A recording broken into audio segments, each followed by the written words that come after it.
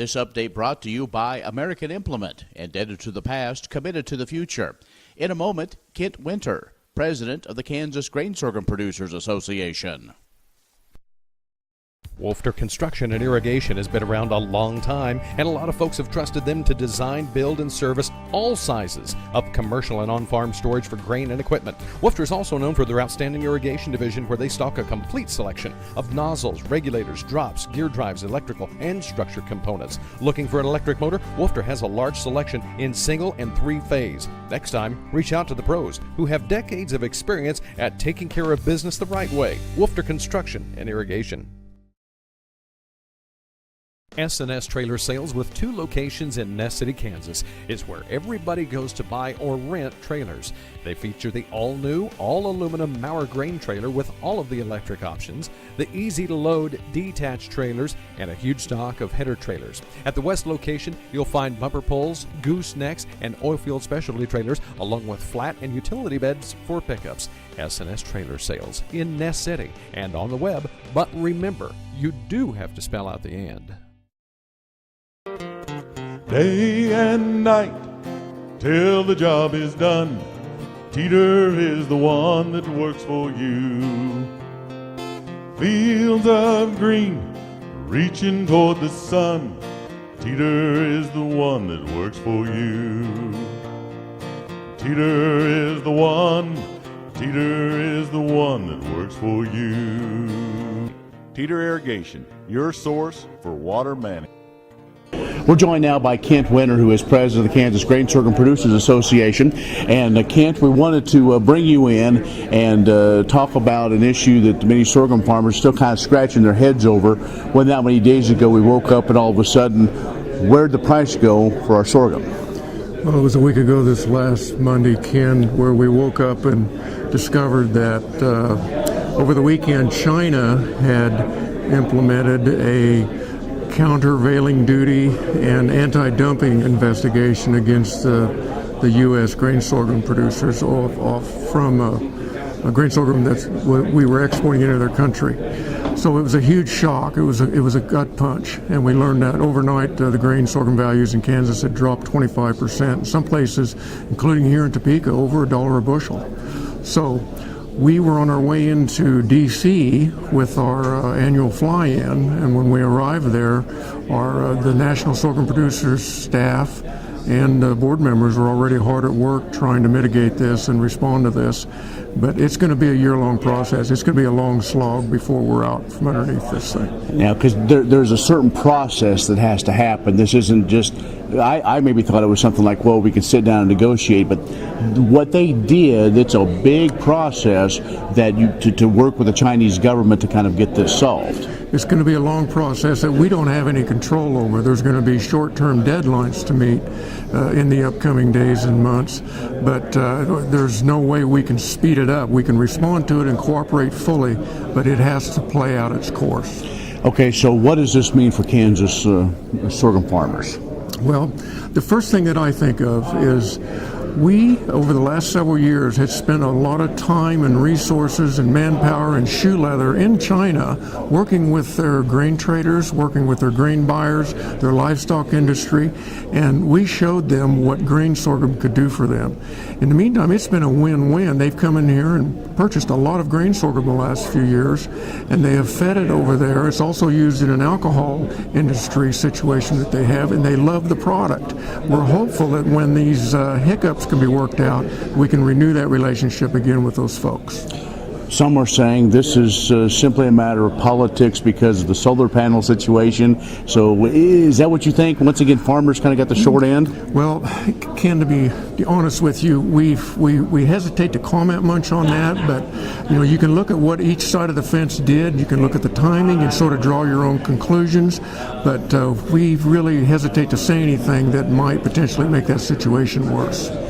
We're talking with Kent Winter, who is the president of the Kansas Grain Sorghum Producers Association. We'll take a break and be back with more coming up. When you've had a best friend for over 50 years, you develop a trust. And the Scott Co-op has been a trusted rural friend since 1957.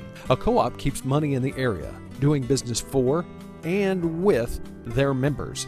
and that helps keep their hometown thriving with keeping money in the community. Scott Co-op is not just an elevator. It's the rural way of doing business. So, when you see an elevator, remember your friends at Scott Co-op. Conestoga Energy is committed to investing in technology in their communities through Irrigation corn, the exclusive hybrid corn specifically bred for use in the production of ethanol fuel. The Irrigation corn reduces energy usage in the plant, pays a 40% premium back to the farmer, and keeps $3 million in the United States rather than going to foreign countries. It's good for American farmers, businesses, and consumers. Conestoga Energy, fueling the new frontier. Would you like to see something done about high gas prices and low unemployment? Western Plains Energy in Campus, Kansas is doing something about it. They're a proud part of Growth Energy, America's ethanol supporters, and they employ 38 people and will be adding more following the expansion. Ethanol fuel not only reduces the cost of regular gasoline, it's good for the environment and keeps money right here in the United States while supporting local rural jobs. Western Plains Energy, doing something for the future. We're joined by Kent Winter, who is the president of the Kansas Grain Sorghum Producers Association. He's a farmer from Mount Hope. Well, Kent, I think before too long, spring is going to finally arrive, and the tractors are going to roll. And one of the questions I think that's out there is what happens? There's that ongoing battle, at least discussion around the coffee shop tables, is will acreage change, and what will that mean for sorghum? Well, there's a lot of things on our mind as we go forward this spring, making our plans. My particular operation, I'm a half wheat, and the other half are in row crops that I rotate with wheat to enhance the yield and spread the risk and get some diversity into the mix. And one of the big things I'm looking at right now is the cash layout to get a crop in the ground this spring, and $12 an acre will do it for me to get grain sorghum in the ground on my farm, considerably different than some of the other options that I have. Well, it looks like compared to corn, that looks great economics. Well, the other thing that we're looking at now, we're in this drought situation, and sorghum allows me to wait longer to put that crop in the ground. My window for planting sorghum is actually last of all of the row crops. I'm looking at a late May or June situation, giving this weather situation a chance to turn around. Well, that's probably a good idea. All right, let's also talk about one of the things that has been happening in sorghum recently is more emphasis on research. Yes, that's big for us, and we're working with some of the legislators on the water plan issue going through the legislature right now. We'd like to get some more research funding for the Center for Sorghum Improvement over at the K-State University campus. It's always big. They're trying to look at ways to enhance yields, also looking at standability. They're looking at weed research. They're looking for ways to increase the demand for sorghum down the road, too. Well, and it seems like a lot of that research is being done right here at K-State. We know A&M does an awful lot, but it's good to always have it in Kansas as well.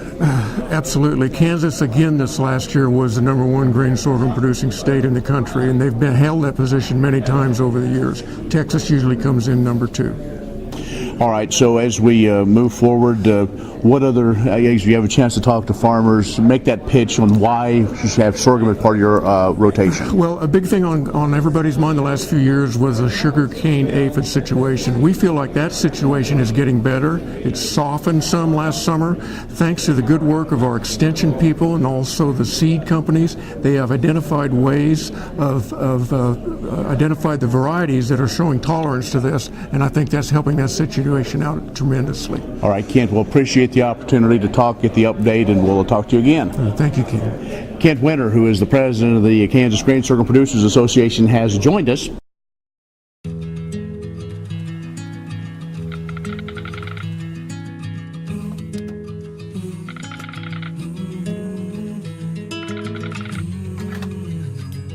The cost of everything has gone up dramatically over the last 75 years. With one exception: keeping electricity affordable. Wheatland Electric, delivering energy for life, your Touchstone Energy Cooperative.